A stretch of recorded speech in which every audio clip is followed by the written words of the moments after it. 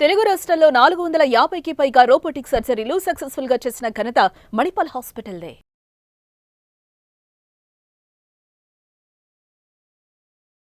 ప్రేక్షకులకు నమస్కారం. నేను doctor Ravishankar Irukulapadi, senior endocrinologist, Apollo hospitals, Jubilee Hills, Hyderabad. Diabetes చాలా సంవత్సరాలు ఉంటే ఏమవుతుంది అనేటువంటి అంశం గురించి ఈ పర్టికులర్ ఎపిసోడ్లో చెప్పబోతున్నాను. డయాబెటీస్ అనేది మన శరీరంలో బ్లడ్ షుగర్ లెవెల్స్ని పెంచేటువంటి జబ్బు అని చెప్పి అందరికీ తెలిసినటువంటి విషయం. శరీరంలో అంటే రక్తంలో. ఈ రక్తంలో బ్లడ్ షుగర్ లెవెల్స్ పెరిగిపోతే అసలు ఏమవుతుంది అని కనుక చూసినట్లయితే కనుక మనకి సిమ్టమ్స్ కనుక చూస్తే యూరిన్ ఎక్కువగా పాస్ చేయాల్సి రావటం, రాత్రిళ్ళు యూరినేషన్ కోసం ఎక్కువ సార్లు లెగవాల్సి రావటం, అట్లానే దాహం ఎక్కువగా ఉండటం అనేది సిమ్టమ్స్ అని చెప్పి అందరూ తెలుసు. అవే కాకుండా షుగర్ని కనుక మనం కనుక నెగ్లెక్ట్ చేసినట్లయితే కళ్ళకి, కాళ్ళకి, కిడ్నీలకి, నరాలకి, అట్లనే గుండెకి, వీటన్నిటికీ కూడా కాంప్లికేషన్స్ వస్తాయి అనేటువంటి విషయం కొంతమందికి తెలిసిందే. మనకి ఎట్లాంటి కాంప్లికేషన్స్ వస్తాయి అని కనుక చూసినట్లయితే కనుక మైక్రోవాస్కులర్ కాంప్లికేషన్స్, మ్యాక్రోవాస్కులర్ కాంప్లికేషన్స్ అని చెప్పుకోవచ్చు.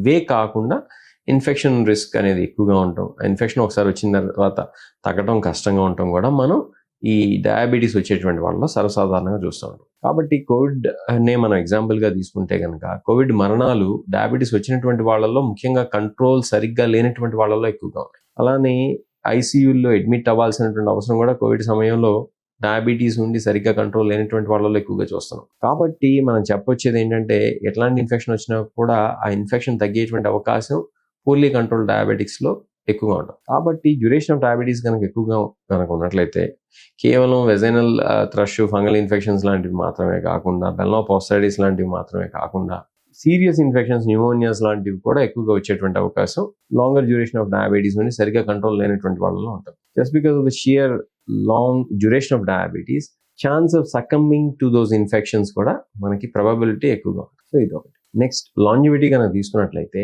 లాంజివిటీ అంటే ఏంటి, ఎన్ని సంవత్సరాలు మనం బతుకుతాం అనేటువంటి విషయాన్ని కనుక మనం పరిగణలోకి తీసుకున్నట్లయితే డయాబెటీస్ ఉండేటువంటి వాళ్ళల్లో లైఫ్ స్పాన్ తగ్గుతుంది ఎప్పుడు కంట్రోల్ కనుక సరిగ్గా లేనట్లయితే. కాబట్టి డయాబెటీస్ కనుక ఉన్నట్లయితే కనుక మనం దాన్ని కంట్రోల్లో పెట్టుకోవాలి. షుగర్ని, బ్లడ్ ప్రెషర్ని, కొలెస్ట్రాల్ని కూడా అలా కనుక పెట్టుకున్నట్లయితే కనుక ఆ డయాబెటీస్ వల్ల వచ్చేటువంటి మరణాలకి మనమే కారణం అవుతాం. కాబట్టి మనం ఆ డయాబెటీస్ కనుక కనుక ఉన్నట్లయితే దాన్ని రివర్స్ చేసుకునే ప్రయత్నం చేయడం, ఒకవేళ అది సాధ్యం కానట్లయితే కనుక కనీసం కంట్రోల్లో పెట్టుకుంటూనే చేయాలి. నెక్స్ట్, మైక్రోవాస్కులర్ కాంప్లికేషన్స్ విషయానికి వచ్చినట్లయితే కళ్ళకి రెటినోపతి అని చెప్పి వినే ఉంటారు చాలామంది, అలానే క్యాట్రాక్ట్స్ అని చెప్పి వినే ఉంటారు.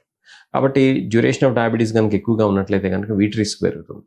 అట్లానే మనం కిడ్నీల విషయానికి వచ్చినట్లయితే కనుక డయాలసిస్ అవసరం రావటం, కిడ్నీ ఫెయిల్యూర్ ఉండటం, సీకేడీ అని చెప్పి చెప్తూ ఉంటాం, అంటే క్రానిక్ కిడ్నీ డిసీజ్ అని చెప్పి, దాని బారిన కిడ్నీలు పడటం, ఇవన్నీ కూడా మనం డయాబెటీస్ ఉండేటువంటి వాళ్ళలో ఎక్కువగా చూస్తాం. అది లాంగర్ డ్యూరేషన్ ఆఫ్ డయాబెటీస్ ఉన్నట్లయితే ఇంకా ఎక్కువగా చూస్తాం. కాబట్టి మనకి డ్యూరేషన్ ఆఫ్ డయాబెటీస్ పెరిగే కొద్దీ ఈ రిస్క్ ఎక్కువ. కాబట్టి బ్లడ్ ప్రెషర్ని, బ్లడ్ షుగర్ని, కొలెస్ట్రాల్ని ఈ కారణం చేత కూడా మనం కంట్రోల్లో ఉంచుకోవాలి. నెక్స్ట్, మనం కాళ్ళ విషయానికి వచ్చినట్లయితే కనుక డ్యూరేషన్ ఆఫ్ డయాబెటీస్ పెరిగే కొద్దీ కాళ్ళల్లో కూడా సమస్యలు వచ్చేటువంటి అవకాశం ఉంటుంది. కాళ్ళు బగబగ మండుతున్నట్టు ఉంటాం, నరాలు దెబ్బతింటాం, అట్లానే కాళ్ళకి సప్లై చేసేటువంటి బ్లడ్ వెజల్స్ ఏవైతే ఉన్నాయో అవి కూడా బ్లాకేజెస్కి గురయ్యి, గుండెకి ఎలా అయితే బ్లాకేజెస్ వస్తాయో అలానే ఈ బ్లడ్ వెజల్స్ కూడా బ్లాకేజెస్ గురయ్యి దానివల్ల మీకు పెరిఫెరల్ వాస్కులర్ డిసీజ్ వచ్చి గ్యాంగ్రీన్ లాంటి సమస్యలు రావడం కూడా డ్యూరేషన్ ఆఫ్ డయాబెటీస్ ఎక్కువగా ఉండి ముఖ్యంగా కంట్రోల్ సరిగ్గా లేనట్లయితే చూస్తూ ఉంటాం. కాబట్టి వీటన్నిటిని మనం జాగ్రత్తగా పరిగణలో తీసుకోవాలి. ఇది న్యూరోపతి, నెఫ్రోపతి, రెటినోపతికి సంబంధించినటువంటి విషయం. ఇవే కాకుండా గుండెకి సంబంధించినటువంటి సమస్యలు కనుక చూసుకున్నట్లయితే heart attacks, brain strokes, heart failure లాంటివి కూడా మనం ఈ డయాబెటీస్ లాంగర్ డ్యూరేషన్ కనుక ఉన్నట్లయితే, ముఖ్యంగా కంట్రోల్ సరిగ్గా లేనట్లయితే, ముఖ్యంగా బ్లడ్ ప్రెషర్ కంట్రోల్ కూడా సరిగ్గా లేనట్లయితే, అలానే కొలెస్ట్రాల్ కంట్రోల్ కూడా సరిగ్గా లేనట్లయితే చూసేటువంటి పరిస్థితి. కాబట్టి వీటన్నిటిని మనం కంట్రోల్లో ఉంచుకుంటేనే మనకి ఏదైనా సరే ఓవరాల్ డ్యూరేషన్ ఆఫ్ డయాబెటీస్ ఎక్కువగా ఉన్నా కూడా మనకి కాంప్లికేషన్స్ రాకుండా ఉంటాయి. ఇవే కాకుండా మనకి మగవాళ్ళలో చూసినట్లయితే కనుక ఎరెక్టైల్ డిస్ఫంక్షన్ అంటే అంగస్తంభన సమస్య, ఇట్లాంటి సమస్యలు కూడా చూస్తూ ఉంటాం. కాబట్టి ఏ రకంగా చూసినా సరే మనకి డయాబెటీస్ కనుక ఉన్నట్లయితే కనుక సమస్యలు రాకూడదు అని అంటే, ముఖ్యంగా డ్యూరేషన్ ఆఫ్ డయాబెటీస్ ఎక్కువగా ఉన్నట్లయితే కనుక ఇటువంటి జాగ్రత్తలు పాటించాలి. చివరిగా చెప్పుకునేది ఏంటంటే హైపోగ్లైసిమియా.